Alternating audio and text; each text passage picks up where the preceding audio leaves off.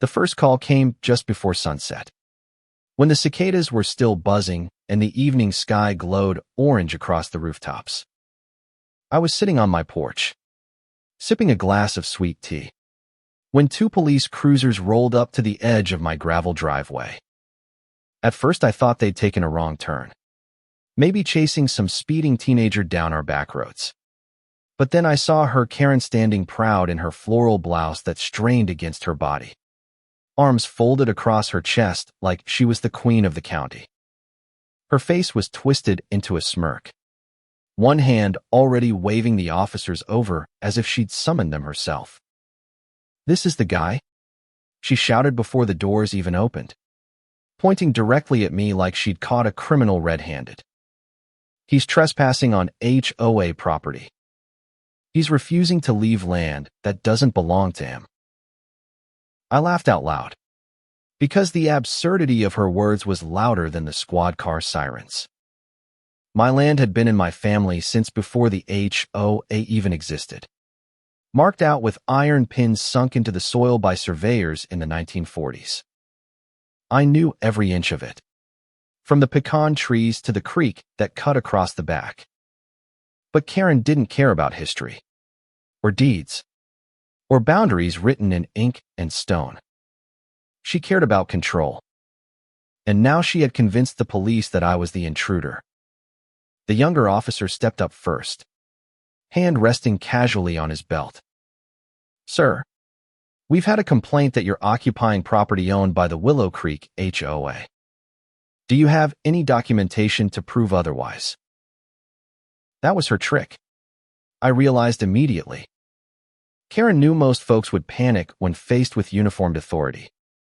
She expected me to sputter, to argue without proof, to maybe lose my temper. But I wasn't built that way. My family taught me to keep records of everything. Inside my study, stacked in neat binders, was the paper trail that proved every square foot of this ranch was mine. "Of course I do," I said calmly, rising to my feet. "Why don't you all step onto the porch and I'll bring out the title deed? But before I do, let me ask, did she also tell you she's been trespassing on my property for months, cutting across my yard and trying to stake claims that don't exist?" The younger officer blinked, uncertain. The older one shifted his stance, studying Karen. She stammered quickly, "That's not true. He's lying. She's a squatter. This land is for our development expansion. I've got the HOA board backing me up." Her voice cracked at the word board, because she knew she was pushing her luck. And that's when I pulled out my first card.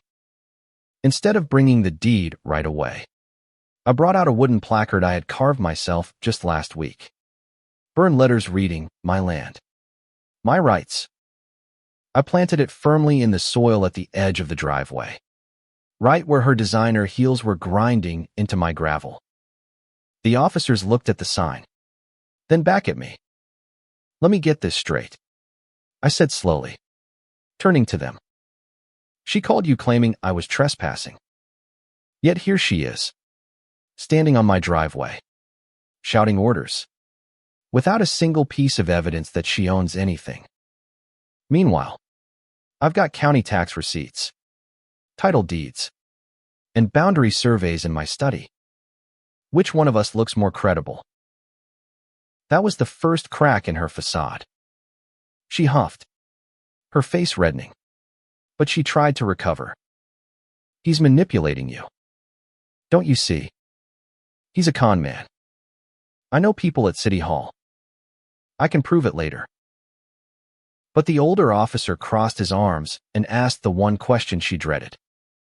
"Ma'am, do you actually have any documents with you right now to support your claim?" She froze. Her lips trembled. She opened her oversized purse, fumbling through papers. But the only thing she produced was a printout of HOA bylaws rules about lawn length, mailbox color, and fence styles. Not one line about owning this ranch. The silence that followed was so heavy it felt like the whole neighborhood was holding its breath. I used that silence to deliver the second blow. I went inside and returned with a thick leather folder.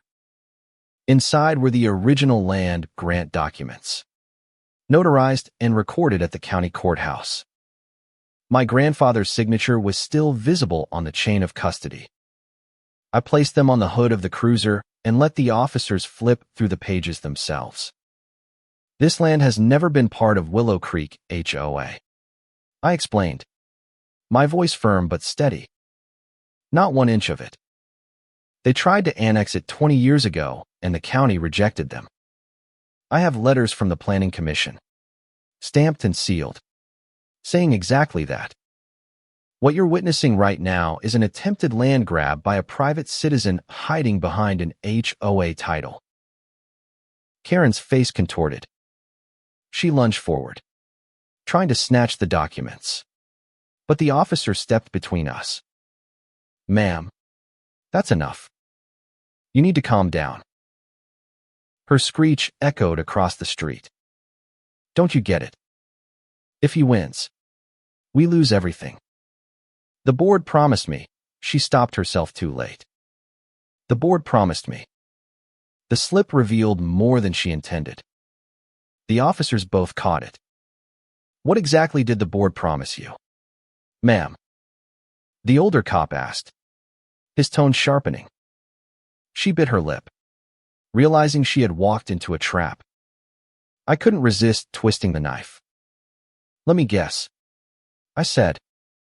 They promised you that if you bullied me off my land, they'd cut you in on the development profits. That's the only reason you're here tonight, isn't it? You're not protecting the neighborhood. You're trying to cash in. The younger officer's eyes widened. Even the neighbors, who had been peeking through blinds and standing on porches, started murmuring. Karen was losing the crowd. And then came the twist that turned the entire confrontation upside down. A black SUV rolled up behind the cruisers. Quiet but deliberate.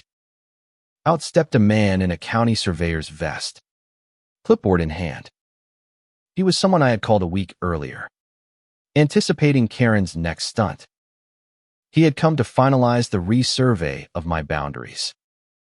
Evening, gentlemen, he said, handing the officers his ID. I'm here on official business. County records confirm this property belongs to Mr. Hayes. In fact, we're in the process of updating the GIS maps to correct an error that Karen and the HOA have been exploiting. I've got the sealed documents right here. The timing was perfect, almost theatrical.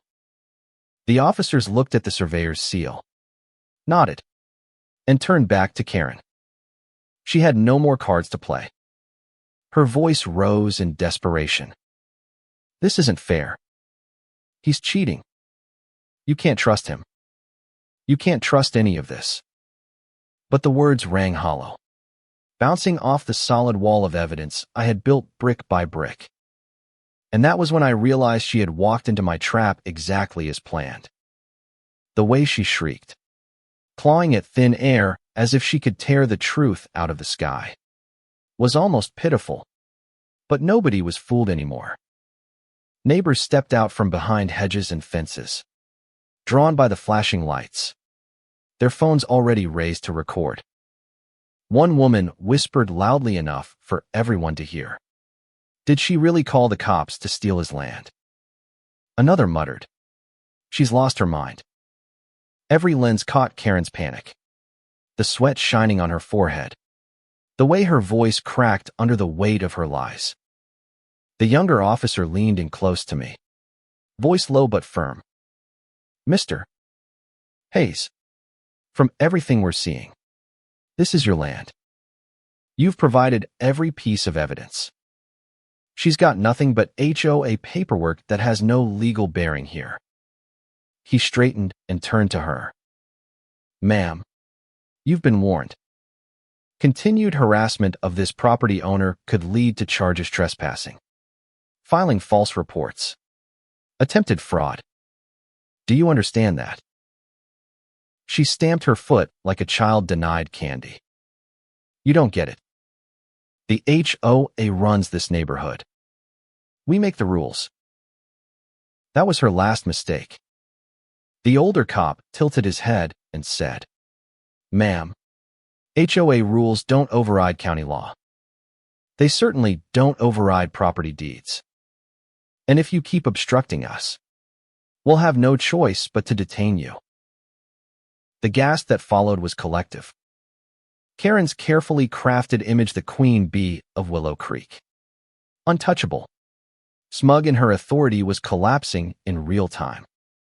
She tried to bluff again, fumbling for her phone. I'll call the board. I'll call the mayor. I'll call. She didn't finish, because the county surveyor cut her off with words sharp as a blade. The mayor signed these updates himself last week. Ma'am, and your HOA is already under investigation for overstepping its jurisdiction. Tonight you've just made it a whole lot worse. The crowd erupted in murmurs. Phones flashed like fireflies. Karen's eyes darted wildly, searching for a single ally in the sea of neighbors she had bullied for years. But none stepped forward. Instead, one man shouted, We're sick of you. Karen, you don't own us. A woman added, We've had enough lies.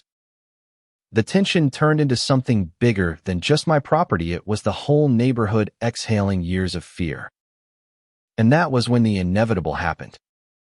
Karen lunged again, this time not for my documents, but for the surveyor's clipboard.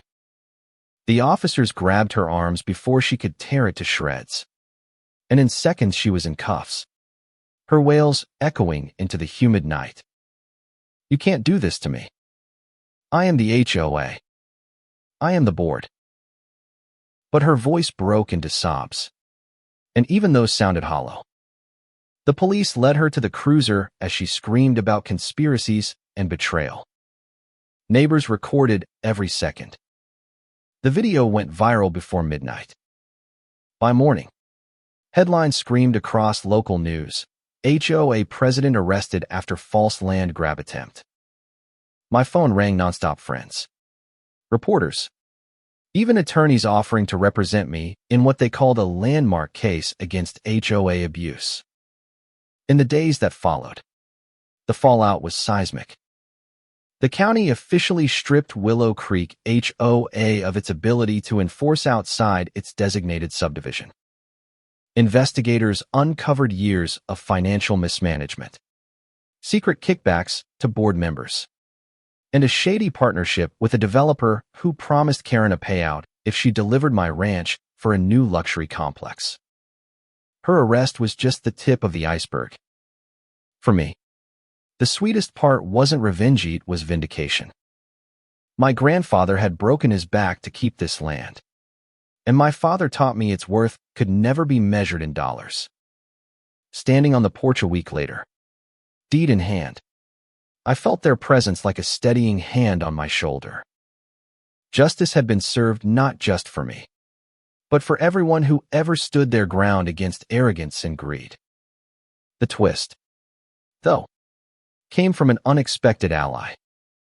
The surveyor who arrived that night wasn't just any county worker, was my childhood friend, Ben, a quiet man I hadn't seen in years. He'd heard through the grapevine what Karen was plotting and pushed to be assigned to the case. When we finally sat down for a drink after the dust settled, he admitted, I knew she'd overplay her hand. I just didn't think it would be this dramatic. I laughed, shaking my head. With Karen, it's always dramatic.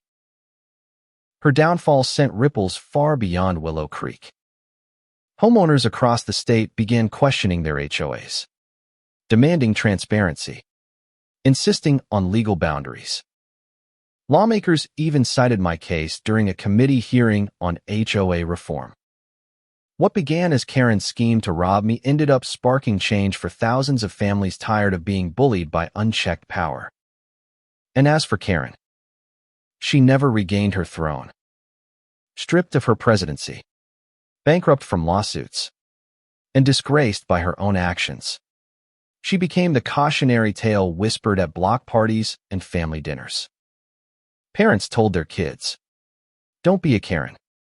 Don't let greed blind you. The land is still mine. The pecan trees still stand tall." And sometimes, when the cicadas buzz at dusk, I sit back on my porch, smile at the horizon, and remember the night I outsmarted her. Not with fists or fury, but with patience, preparation, and truth. Because in the end, the real victory isn't watching a bully phallus showing everyone else that they never had the power in the first place. So tell Muhin someone abuses authority and tries to steal what's rightfully yours. Do you fight back with fury? Or with facts?